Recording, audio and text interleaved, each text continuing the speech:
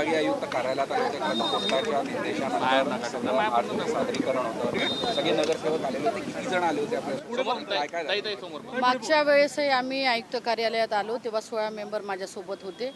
नंतर समोरची पार्टी हायकोर्टात गेली, हायकोर्टाने आदेश दिला आणि आज दोन्ही पक्षाची म्हणजे दोन्हीकडच्या पार्ट्यांची हेरिंग या ठिकाणी ठेवली होती आणि जसे ॲज इट इज होते तसे 16 मेंबर माझे आज देखील या ठिकाणी आयुक्त कार्यालयात आले होते आणि त्यांनी आपली पेशी या ठिकाणी दिली. खरं तर आज कशासाठी बोलवण्यात आलं होतं? संख्याबळ दाखवण्यासाठी बोलवण्यात आलं होतं का? नेमकी काय प्रक्रिया आज पार पडली आहे आणि आदेश काय दिले? नाही, समोरच्याची पिटिशन होती की आयुक्तांनी आमचं म्हणणं ऐकून घेतलं नाही, आमची बाजू मांडायची संधी आम्हाला न देता सरळ आयुक्तांनी गटनेत्याचा आदेश केला होता. त्या आदेशावरती हायकोर्टाने स्टे दिला होता आणि त्या स्टेच्या अनुषंगाने आम्ही देखील कोर्टात गेलो आणि त्याच्या अनुषंगाने कोर्टाने आदेश दिला की समोरच्या पार्टीचं म्हणणं हे आयुक्तांनी ऐकून घेतलं पाहिजे आणि तेच म्हणणं ऐकून घ्यायसाठी आजची ही हेरिंग होती आणि कोणाचं किती बहुमत आहे त्यांनी आज या ठिकाणी सिद्ध करायचं होतं. आज नेमकं हेरिंग झाली की ओळख परेड झाली आणि त्यांचा एकही नगरसेवक नव्हता, फक्त राजेश अडूर आले आहे फक्त? नाही, तर आज कोर्टाचा जो आदेश होता त्याच्यात आजचीच तारीख दिली होती. आजच सगळ्यांनी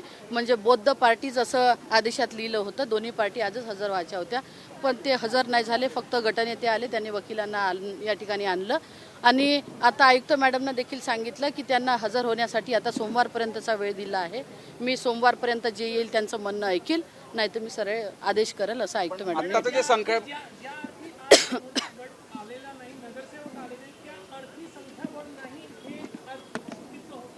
कदाचित संख्याबळ नसल म्हणून या ठिकाणी आले नाही, पण शेवटी सगळे मेंबर तिकडे असणारे मेंबर इकडे असणारे मेंबर हे भारतीय राष्ट्रीय काँग्रेस पक्षाचेच आहे.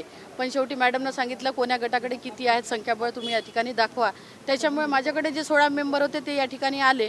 तसं त्यांनी देखील यावं, या ठिकाणी ओळख परेड या ठिकाणी करावी. शेवटी जो अंतिम निर्णय आहे तो आयुक्त मॅडम आपल्या लेवलवरती देईल.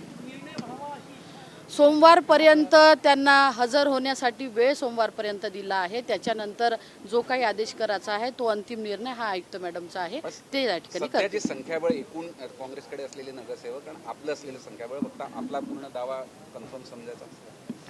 संख्याबळ आणि आपल्या नगरसेवकाचा विषय नाही. भारतीय राष्ट्रीय काँग्रेस पक्ष आणि पंजावरती निवडून आलेले 27 मेंबर हे आमचेच आहे.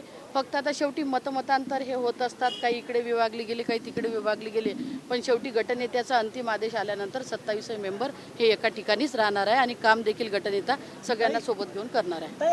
आज किती 16 होते की 17 होते? आज 16 मेंबर माझे या ठिकाणी होते. त्यांचे कुठलेही मेंबर या ठिकाणी आले नाही, पण त्यांना देखील संधी आयुक्त मॅडमनं दिली आहे.